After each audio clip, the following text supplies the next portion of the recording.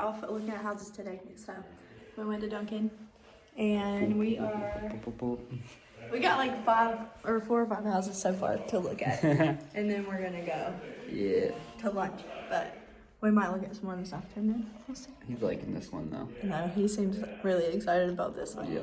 This is our first house of the day. Yeah, we'll see how it goes. It could be our last. We don't know. That'd be nice. Let's go get lunch. We're done. I know. We'll see. Good morning. Good morning. Look at more houses today. Good morning. Master bathroom. We're down in Fort Valley looking at some houses. Fort Valley is about 20 minutes, 25 minutes from us.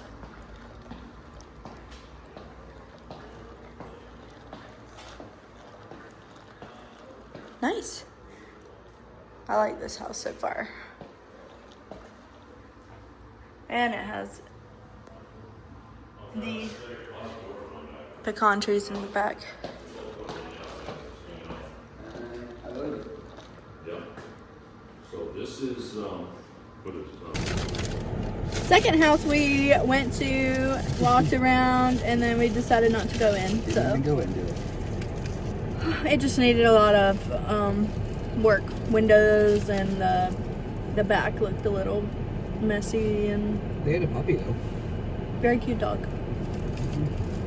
What'd you get for breakfast? Bacon, egg, and cheese. On Rolled bagel. bagel. Adorable. Yeah, this house is another no, There's a no. but it's very unique. Wild. You want to see the smallest shower I've ever seen. It's honestly one that I've probably never seen Like 150 for this. anything like.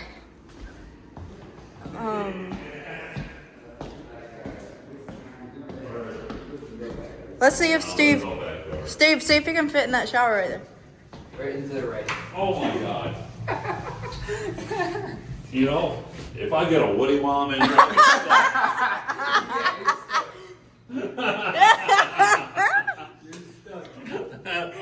This is the smallest shower I've ever seen. I don't think I can fit oh in my it. God. This is definitely He's cool. not. We're having fun though. I know. I mean, the toilet, like, you can't even open the door.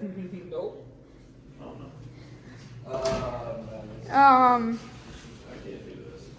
You have a water hookup for your washer. No water hookup for the washer. Are you supposed to run a hose from the sink maybe? Well, I guess you're supposed to go laundromat, come over to wet clothes and throw them in the dryer. it's definitely interesting. I mean, it's got potential for the money. Oh yeah. I mean, this bathroom is alright.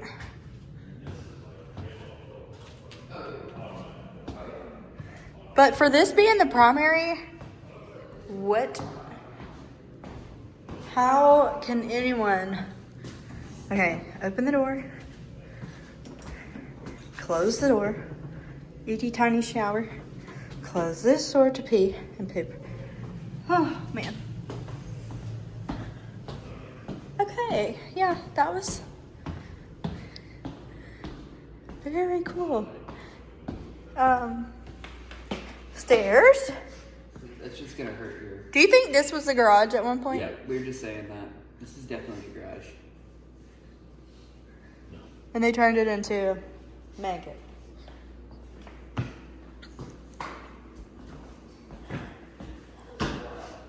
This is gonna be sitting on the market for a while. It Yeah. almost looks like, I don't know, this could have been business or something. I don't know, it's weird. Look at the windows and I don't get it. Yeah, I have no idea.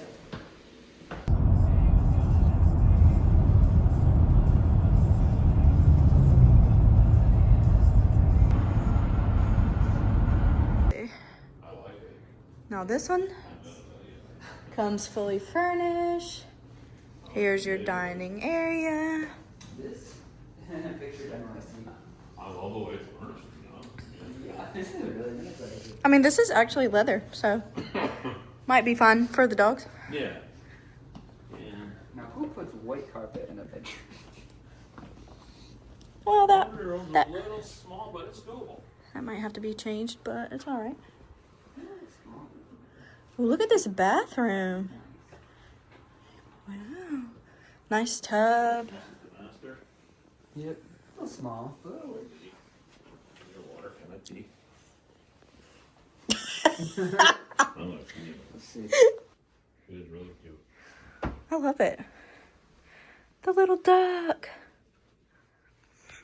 Okay, we're going across. What is that? In the corner. Do it. I'm curious. Me too. Oh, this is big. Is that? I don't like this. That looks like a speaker, Trev. The closet doesn't get over there. I would Make this your bedroom make this our bedroom. and let Grammy on the Oh, bottom. yes. Oh, yeah. I would make this our bedroom. Wow. Yeah. Definitely. Because your bathroom is right here. What the heck is going on here? Oh, that's probably attic. Oh, you think so? Yeah. Oh, this is nice. This is also huge. I love the way it's furnished. Okay, and then we have It would hurt my feelings not to have all these furniture down Yeah, I know that. That'd be bathroom. there. Furnished just like this. Oh my god. that'd be nice.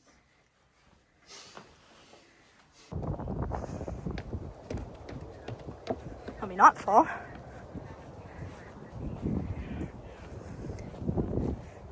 Yeah, we really like this option. Steve is FaceTiming Amy right now. I'll show her. Trevor likes it too. It's pretty nice. Pretty nice. Very nice. Do you want to show her the neighborhood? For the vlog. I mean, C5s or C130s, we have all of them. C17. For all those are. Left and right. No, that's the left. Off to the right. That's the wrong way.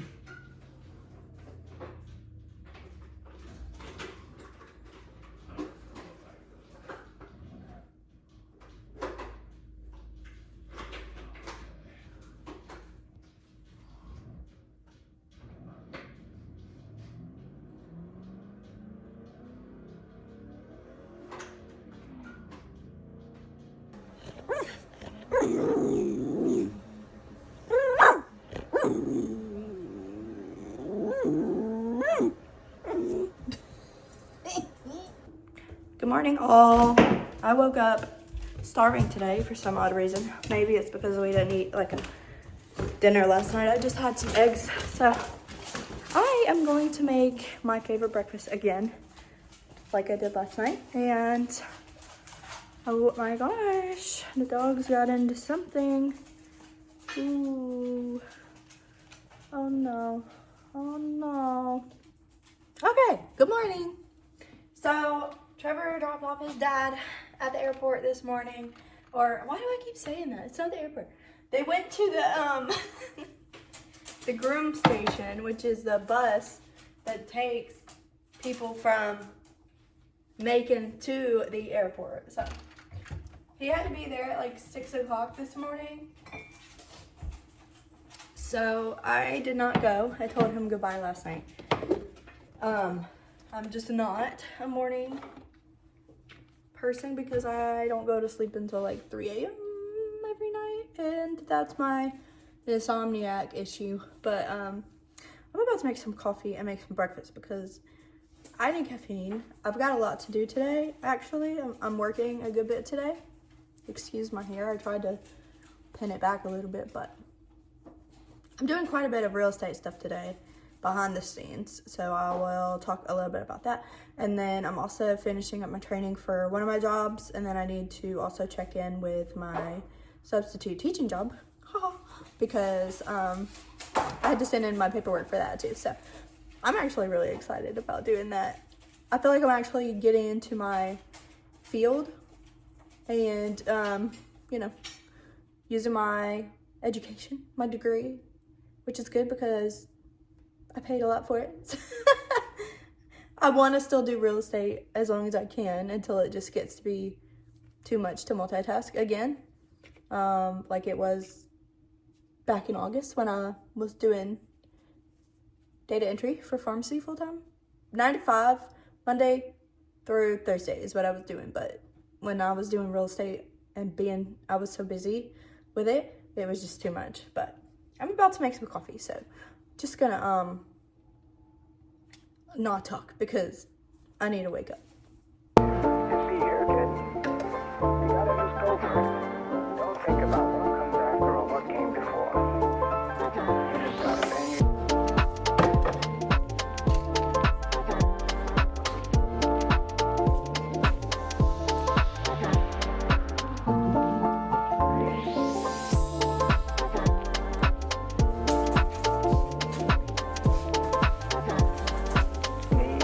take a deep breath, and jump. And you might think, what if I fall? Well, knees, take a deep breath,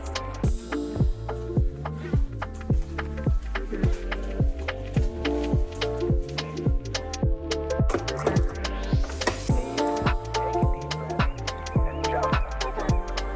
And you might think, what if I fall? Well, just see here, kid. You gotta just go for it. Don't think about what comes after or what came before. You just gotta bang your knees,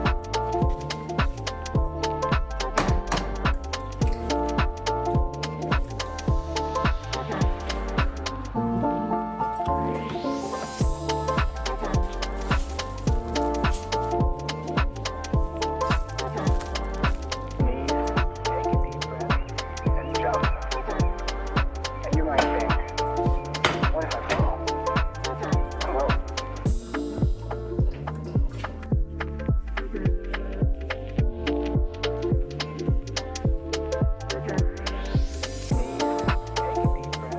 and jump.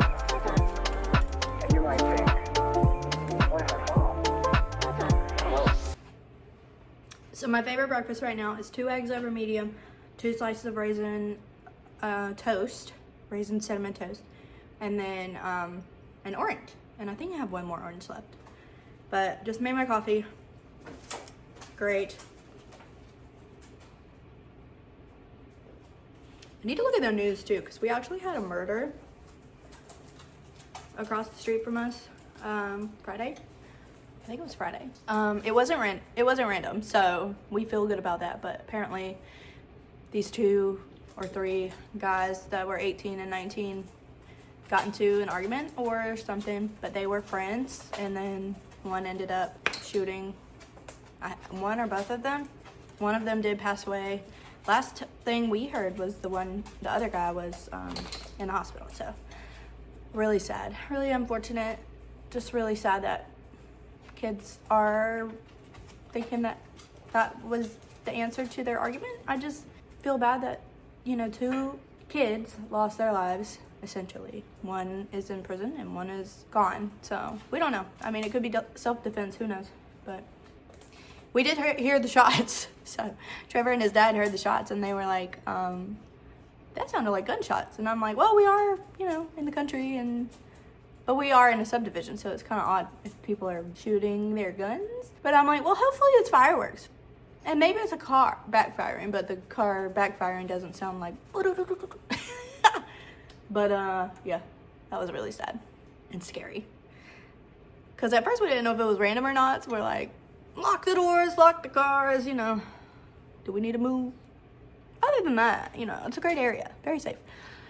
I don't feel unsafe at all, especially because we have these 3 dogs who anytime anyone comes to our door they're immediately terrified for some odd reason, but they're the most loving babies ever. They do protect their house though. Ha. Speaking of, look at these nuts. Somebody has zoomies, huh, Roxy? Oh boy. Yeah, they got into some things. I'm not sure what they tore up over there, but hello, good morning. Hello, how's your baby? Yeah, they're probably ready to eat too. Are you ready to eat? You want some breakfast? Breakfast time. Breakfast time for babies. Oh boy. Oops. Almost burnt the eggs. Oh no, I broke one.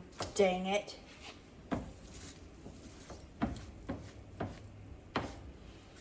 No, I broke both of the yolks. No. Oh well. I hate it when I do that. I'm gonna sit here, eat my breakfast, and then I'm gonna go over for my stuff for the day. Working on an appraisal right now that is being a little bit difficult, but we're trying to do repairs to the house so that the appraiser can come back out, reassess, and then approve the loan for the other buyer. And then I'm also trying to put in an offer today for someone else around the area, and then that'll be their first home as well. So working on that. I gotta do trainings for my other job, and then need to do some more paperwork and send off to the attorney. I have Emily and Paris on because I am taking a French class right now, and I've been taking this French class for like 6 months because I can't figure out how to successfully complete the course with a passing grade. So I'm trying to pick up on the accent a little bit because I have to submit some video monologues of me speaking French. So, little update on what I'm doing right now for work, just to give you a little behind the scenes. We got an appraisal back the other day, Friday, that came in and met value, which is great. But it is an FHA loan for the buyer. I'm representing the seller. So for the FHA loan, the buyer wanted to make sure that all necessary repairs were taken care of. We did not foresee there being any issue with that because the buyer, the seller, when she bought the house, used a USDA loan, which is another government-backed loan. So she didn't feel like there would be any issues because when she bought the house, they did not require any repairs. So she went ahead and accepted the FHA offer. But because of circumstances, she can only afford to pay up to $1,000 in repairs. So we did put that in the contract. And it says FHA require repairs up to $1,000. If anything else is above that, we have the option to terminate, or the buyer will have the option to proceed with finding other resources to fix the problem. I originally listed the house for being sold as is, which means usually they aren't willing to do any type of repairs. But she decided that she wanted to take the offer and is willing to put up $1,000 to cover some of the costs of the repairs. But the appraiser that went out is being a little bit picky, and there are quite a few cosmetic repairs and things. Usually FHA requires repairs that are a safety hazard or something that would be an issue to the buyer. But because this house was built prior to 78, part of the house is brick, but part of the exterior is wood siding. Lexi! Oh, dude, this dog is crazy. Anyway, so the wording that the appraiser used was all spots that need to be repainted on the house exterior need to be properly taken care of. So I am now going to see if I can get a quote from a different person to paint the exterior of the house, because the first quote that we got was going to be over $1,000, which she cannot afford to just do the exterior of the house when there's so many other things that are on the list that we need to fix. The house is set to close on February 6th, tentatively. So our goal is to get a quote from somebody. Hopefully they can take care of the repairs under $1,000. I'm going to see if I can find somebody in the area that is somebody that I know, friend of a friend of a friend, you know, and then we'll go from there. But sometimes deals do not go very smoothly. Just depends on the situation. It's been my luck the past year and a half that I have not had one singular deal go smoothly. We knew that it would probably come back with some repairs needed, which is why she agreed to $1,000. But the house is in really good shape, and when she bought it, she did not have any require repairs. So, you know, it is what it is. We'll see if we can get it taken care of. That's the goal, is to make the buyer and the seller happy. But I do represent the seller, and she did put the house for sale as is. She accepted the FHA offer with the stipulation that she would pay up to $1,000 in required repairs. And now they might be a little upset that she's not able to do that, even though that was explicitly written in the contract. But it's okay. We'll get it taken care of. We'll see what we can do. I am working on another offer that is for a first-time home buyer.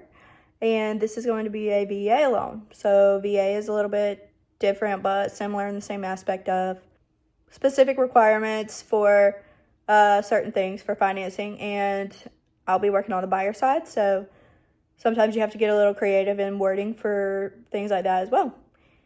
Working on that. And then we have another seller in Warner Robins that I'm trying to find a buyer for. I've been talking to quite a few people that are interested, but it seems like we just can't get the right deal going. I have one more option that I'm going to try today. The buyer is someone that buys and rents out houses in the area. So sort of like an investor, but I think he's more of a private landlord type person, not a big corporation who buys and flips and resells. We've had a few offers that were really low ball offers for that type of situation. We had the open house and it went really well. But the only offer we received off of that one was a little low. Again, another low ball offer, which is what the buyer could afford, which is fine. But once she got her approval for her loan, that is what she could afford. And my seller cannot just take any offer. You know, people have certain finances that they have to go off of, and they need to net a certain amount. So can't just take any offer. Sometimes it just depends on how desperate somebody is to buy or sell. That, I mean, you know, there's a lot of different scenarios that can happen. Each process is different. Every scenario when you buy or sell is different. And I learn something new every single time that I sell a house. There's always a new circumstance that happens. So it's always interesting. It always keeps you on your toes. And you have to be creative and flexible and constantly putting out fires to try and figure out how to represent your seller or your buyer in the best way possible. Also, while getting the deal done as best as you can, that also benefits the seller or buyer. Because regardless, they want to sell or buy a property. And obviously, I don't get paid until the house closes. So, of course, I want to get to the closing table, but I also want it to be something that is what the buyer or seller needs. So, I don't just want to do anything and have the sale go through because just random things. You got to be very calculated and looking out for your seller or buyer. You have their best interest in mind. Because at the end of the day, I'll get paid what I get paid. And I'm the type of agent that if I have to put in my own funds to try and get the deal to go through, I will, and I have. So if I need to grab a paintbrush and go out there and paint the house myself, I will. But hopefully I won't have to do that. I do have a spray gun, actually. I think we have a exterior spray gun. So if I need to go out there and paint this house with this spray gun, I will do it myself. And I have done certain things like that before. So you do what you got to do. Good agents get dirty. They go and they do work that they may not necessarily have to do, but in order to get the job done and done on time in a timely manner and look out for their seller or their buyer, that's what we have to do sometimes. So I will update when I have an update.